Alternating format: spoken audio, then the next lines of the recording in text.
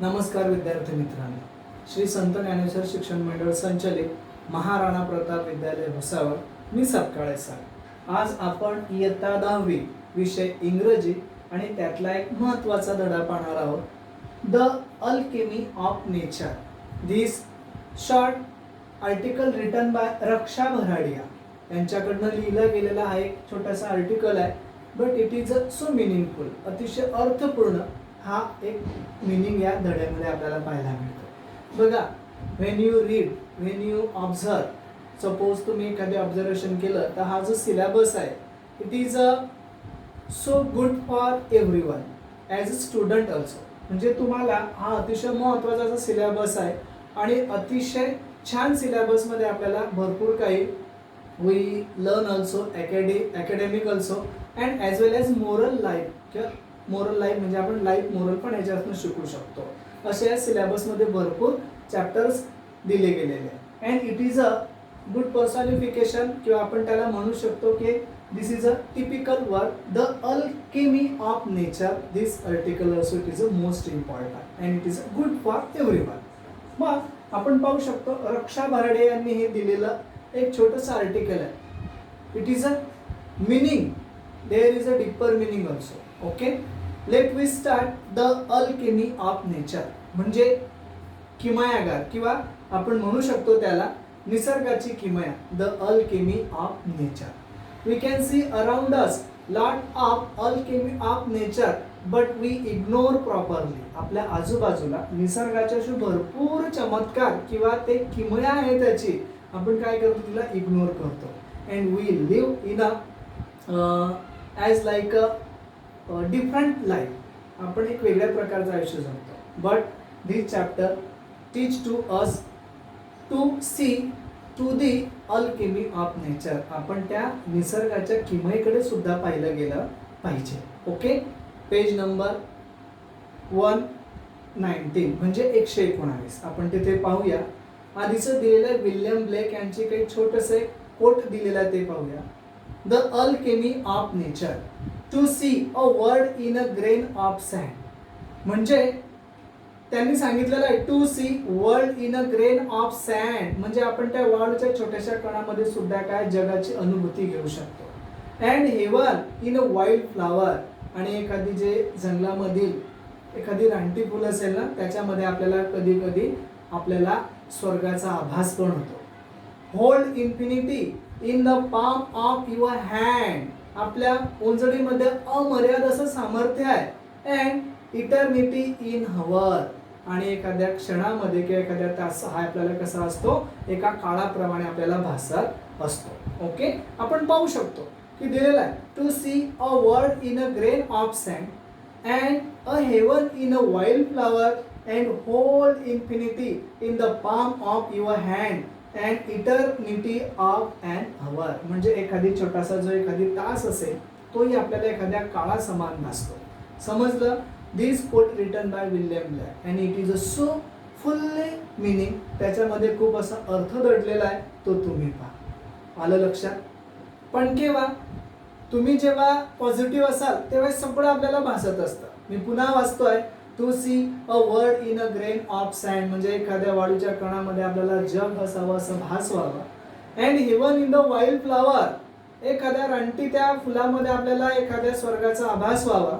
And hold infinity in the palm of your hand, आपल्या एखाद्या छोट्याशा ओंजळीमध्ये अमर्याद अशा गोष्टी आहेत असं आपल्याला जणू भास व्हावा। अँड इटर्निटी इन अँड हवर, आणि एखादी जो तास असतो आपल्याला एखाद्या काळा समान भासतो। This quote written by William Blake. पुढे पहा, we instinctively turn to outdoor activities and nature as a way of relaxing and enhancing our wellbeing. आता बऱ्याच वेळा आपण काय म्हणतो की इन्स्टिंक्टिव्ह याचा अर्थ दिलेला आहे नॅचरल इन्स्टिंक्ट, म्हणजे आपल्याला एखादी समजा काहीतरी एक मोकळीपणा पाहिजे आहे किंवा एखादी सूत पाहिजे, एखादी शांतता पाहिजे, तर आपण काय करतो, एखाद्या आपल्या घराच्या बाहेर निघून जातो आणि natural as a way of relaxing enhancing our wellbeing, आणि निसर्ग आपल्याला जणू काय करतो, खुणावतो एक प्रकारे, तर आपल्याला एक प्रकारे एक सूद आराम आपल्याला प्रदान करत असतो। नेचर सूद नर्चर अस, आपल्याला निसर्ग हा खुलवितो, फुलवितो आणि एक प्रकारे आपल्याला सांत्वना पण करतो. सूद म्हणजे आपल्याला तो मोकळीक देतो. पुढे नेचर फुलफिल अँड मोटिवेट. आपलं पालन पोषण तर करतोच, आपलं समाधान तर तो करतोच, पण आपल्याला तो एक प्रकारे प्रेरणा सुद्धा देत असतो, एक मोटिवेशनल आपल्याला देत असतो. निसर्गामध्ये सर्व गोष्टी आहेत. तुम्ही आता अनुभवलं असेल की या लॉकडाऊनच्या काळामध्ये तुम्हाला नेचरची आठवण नक्की झाली असेल, बरोबर आहे की नाही?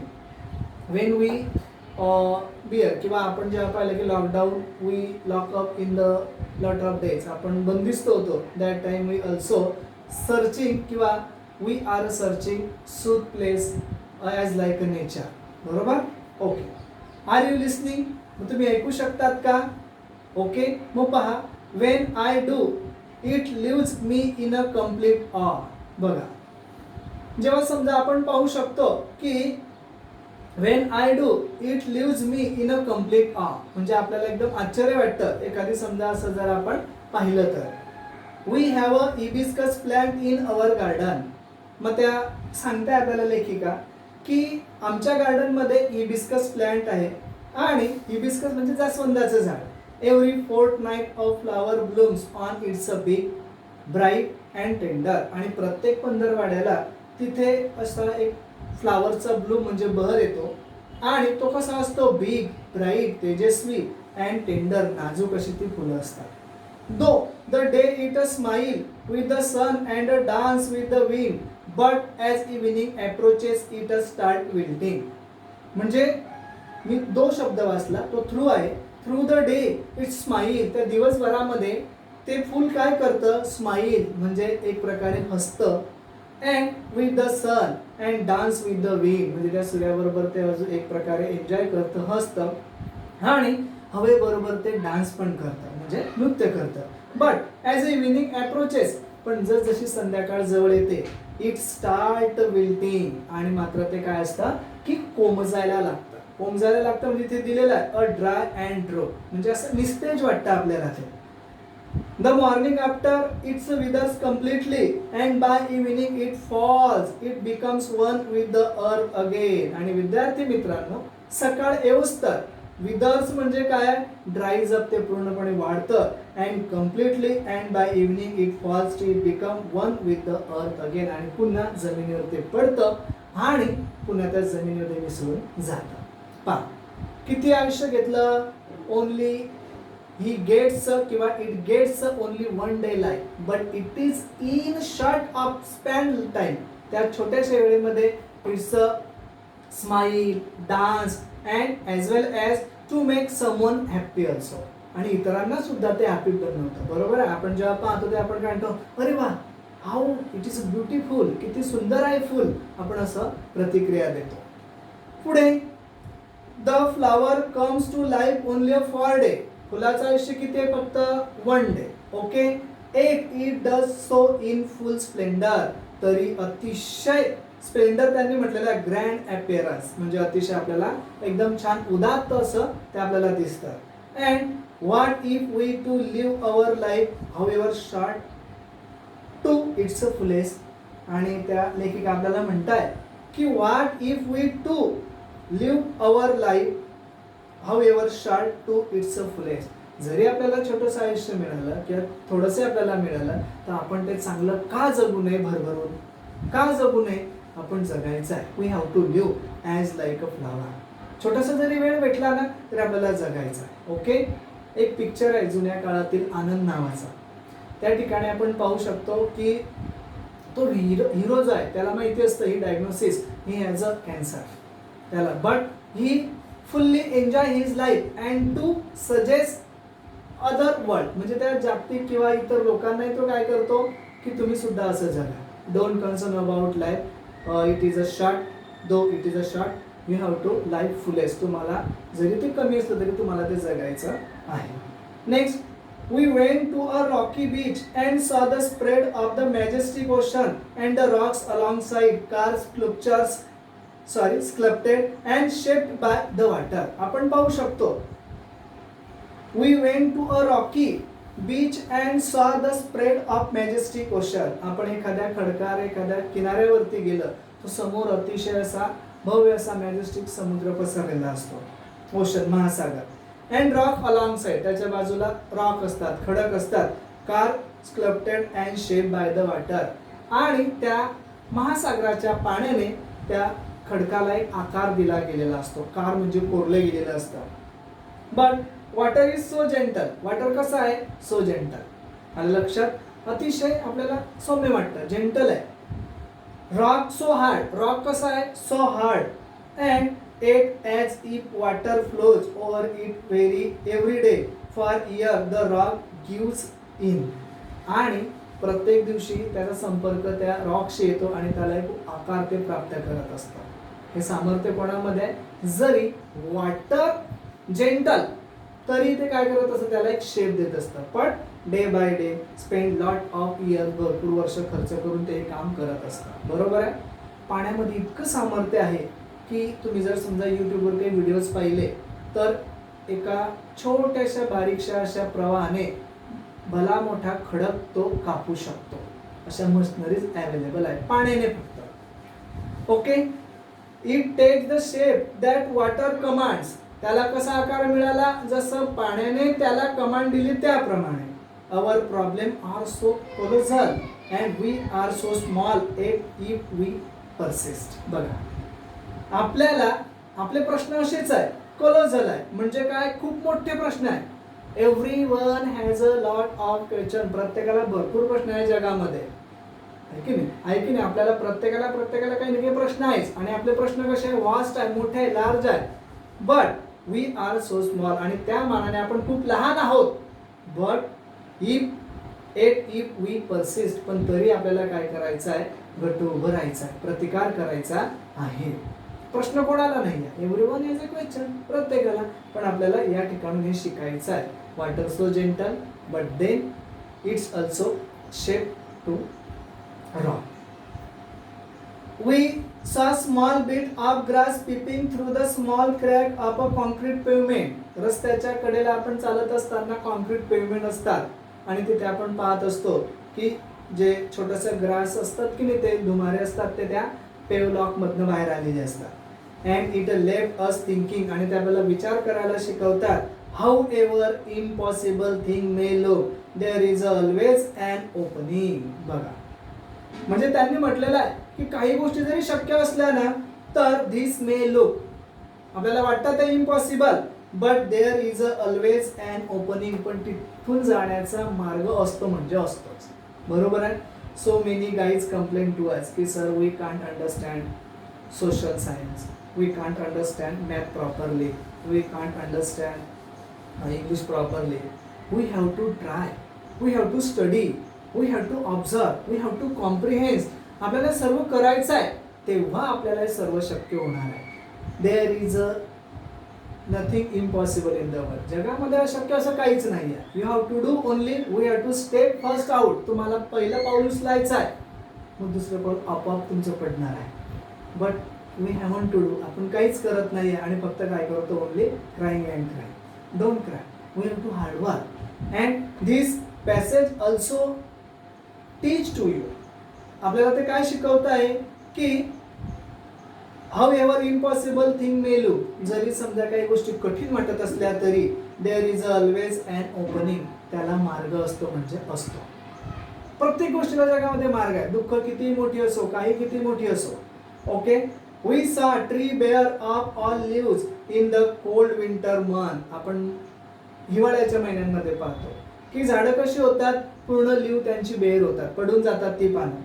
And it thought it a chapter was over, आणि आपल्याला असं वाटतं की झाड आता वटलं, हे झाड आता संपलं. There is a no meaning, म्हणजे तिथे आता काही शिल्लक नाही आहे. बट 3 months पास, पण काही महिने पास झाल्यानंतर 3 महिने, मग spring set in and the tree was back to its green majestic once again, full of leaves, flower, birds and life. पण 3 महिन्यानंतर स्प्रिंग जो आहे म्हणजे वसंत ऋतू जो आहे त्यांना काय देत असतो? ते ग्रीन मॅजेस्टिक वन्स अगेन, ते त्यांना बहाल करतो. वाय? बिकॉज ते स्टे राहिले, त्यांनी वाट पाहिली. अँड फुल ऑफ लिव्स, खूप पानं त्याला येतात, फ्लावर्स, फुलं पण येतात. अँड बर्ड्स अँड लाईफ, आणि त्या ठिकाणी पक्षी आणि सर्व जे जीवनमान आहे ते पुन्हा परतून येत असतात. बरोबर आहे? The alchemy of nature, this nature is a full of Alchemy. म्हणजे त्याची जी किमया आहे ती फुल ऑफ आहे. आता तुम्ही पाहू शकता असे निसर्गामध्ये भरपूर असे निसर्गामध्ये आपण पाहू शकतो की अशा भरपूर किमया आहेत की त्या आपल्याला उलगडणं कठीण आहे. इंद्रधनुष्य, बरोबर आहे. इंद्रधनुष्य हा सुद्धा काय आहे तर अल्केमी ऑफ नेचर. असे भरपूर अल्केमी अवेलेबल आहे. Okay. What if we too had the conviction that however difficult things are right now and it will not remain so forever. म्हणजे आपला असा बिलीफ पाहिजे की what if we too had the conviction that however difficult thing, कितीही कठीण गोष्टी असू द्या, आर राईट नाऊ, त्या होतील बरोबर, and it will no remain so forever, की त्या तशाच राहणार नाहीये टिकून. बरोबर. रिमेंबर, एक गोष्ट मात्र लक्षात ठेवा विद्यार्थी मित्रांनो, तुम्ही जर टिकून राहिला, परसिस्ट युअर प्रॉब्लेम, तर धिस टू शॅल पास, हेही दिवस जातील, हेही प्रसंग जातील, हे निर्विवाद सत्य. It is a cosmic truth. And we saw an army of ants lunging a fly which was at least 10 times the ant size. आता आपण पाहू शकतो की एखादी मुंग्यांची रांग आपण पाहतो, and fly which was a list 10 time and size, आणि त्या मुंगीच्या आकारापेक्षा जी माशी असते ती 10 आणि भरपूर पटीने मोठी असते. But the ants organise themselves around the fly, आणि तिच्या आजूबाजूला त्या फ्लायच्या ते होतात सर्व मुंग्या. Lifted it on frail filler and carried it to quite a distance, आणि ते काय करत असतात तर जे वीक लेग असतात त्याच्यावरती त्याला ते चांगल्या प्रकारे आरामशीर त्या माशीला ते फ्लाय करत किंवा कॅरी करत असतात. बरोबर आहे. This is a alchemy of nature. हे सर्व आहे. तुम्ही पाहत असाल, तुम्ही समजा तुम्ही समजा एखाद्या खेडेगावात राहत असाल, तर त्या ठिकाणी जेव्हा फर्स्ट रेन कम, पहिला पाऊस येतो, आणि तो पाऊस 2-4 दिवस टिकला, तर आपण पाहू शकतो लाल लाल रंगाचे छोटे छोटेसे जीव आपल्याला दिसत असतात. बरोबर आहे. Alchemy of nature. कुठून येतात, वर्षभर कुठे जातात, we can't imagine. I also one example of state in front of you. एखादी उदाहरण मला तुम्हाला अजून द्यावं असं वाटतं. राजस्थान असा भाग आहे की तिथे डेझर्ट आहे बराच भाग. मग काही बाभळीची झाडं असतात. मग ती झाडं असतात, वाढत असतात, पण ती काय असतात एका छोट्याशा स्पॅन टाईममध्ये, एकदम छोट्याशाच पावसाच्या पाण्यामध्ये येतात, त्यांना मोठे होतात, फुलंही लागतात, त्यांना ते ड्रमस्टिक म्हणतो आपण, शेंगा पण येतात, आणि त्या पुन्हा निघून जातात. परत पुन्हा तेच अल्केमी ऑफ नेचर सायकल चालत असते. This is alchemy of nature. पुढे पाहू शकतात आपण, their teamwork and perseverance were impressive. त्यांचं जे सामूहिक किंवा संघटित कार्य आहे आणि त्याचबरोबर चिकाटी ही काय आहे, इम्प्रेसिव्ह, वाखण्याजोगी आहे, अतिशय महत्त्वाची आहे. आपल्यामध्ये टीमवर्क असेल, चिकाटी असेल, तर आपण हे सर्व करू शकतो. तुम्ही पण असं करू शकता अभ्यासाच्या बाबतीत. What if we too are consistent, organise, focus, आणि तुम्ही जर समजा असं सातत्य ठेवलं, तुम्ही जर अशी संघटना तयार केली स्वतःची किंवा स्वतःचा अभ्यासाचा फोकस, तुम्ही तुमच्या अभ्यासात फोकस केला, तर तुम्ही घडू शकणार नाही का? Yes. Spider webs are delicate. जे कोळी असतात त्यांचे जे जाळे असतात ते कसे असतात, एकदम नाजूक असतात, एक व्हेरी स्ट्रॉंग, पण तरी ते काय असतात तर स्ट्रॉंग असतात.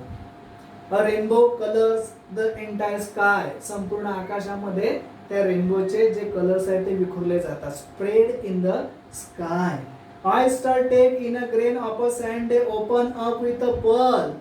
एका ऑयस्टर मध्ये, तो आपण त्याला कालवजे म्हणतो, त्याच्यामध्ये ग्रेन ऑफ सँड हे गेल्यानंतर they open up with a pearl. काही वर्षांनी आपण जर पाहिलं तर ते आपल्याला एका मोत्यामध्ये रूपांतर झालेलं दिसतं. And innumerable star shine across the infinite sky. अमर्याद आकाशामध्ये आपल्याला असे अगणित तारे आपल्याला पाहायला मिळतात. It is alchemy of nature. And cloud takes new shape with every passing moment. प्रत्येक क्षणाला जो क्लाउड आहे, ढग काय करतोय विद्यार्थी मित्रांनो, बदलत असतात.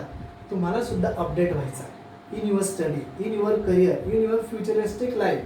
तुम्हाला तुमच्या करिअरमध्ये, अभ्यासामध्ये, भविष्यकालीन दिवसांमध्ये असं बदल तुम्हाला घडायचा. ओके, पुढे the wind makes tree dance with unhindering passion.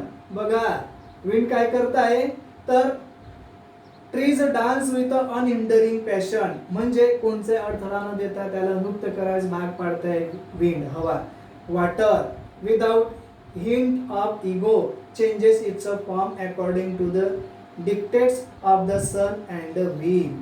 मग ते समजा त्यांनी सांगितलेलं आहे वॉटर असेल, त्याचा कोणताही इगो ते न हे करता किंवा कोणताही इगो न बाळगता काय करताय, change its form according to the dictate of the sun and the wind. त्या हवेनुसार, त्या सूर्यानुसार ते स्वतःला बदलत आहे, बदलावं लागणार आहे आपल्याला. When we see a caterpillar turn into a butterfly. एखादी कॅटरपिलर असते, सुरवंट म्हणतो आपण त्याला, त्याचं रूपांतर कशामध्ये होतं, बटरफ्लाय म्हणजे फुलपाखरामध्ये. A flower turn up into fruit. एखादी फुल हे फळामध्ये ट्रान्सफर होत असतं. This is a alchemy of nature. We experience the alchemy of nature.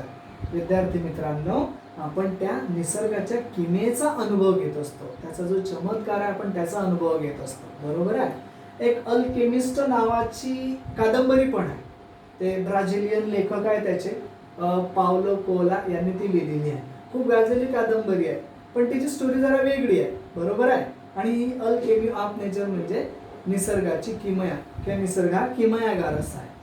We touch it and become a gold our cell. बघा आपण त्याला काय करू शकतो, स्पर्श करू शकतो, त्याच्याजवळ जाऊ शकतो अँड गोल्ड अवर सेल, आणि आपण स्वतःला असं घडवू शकतो. Alchemy of nature. This article written by Raksha Bharadia. Okay, अपेक्षा करतो तुम्हाला समजलं असेल. धन्यवाद.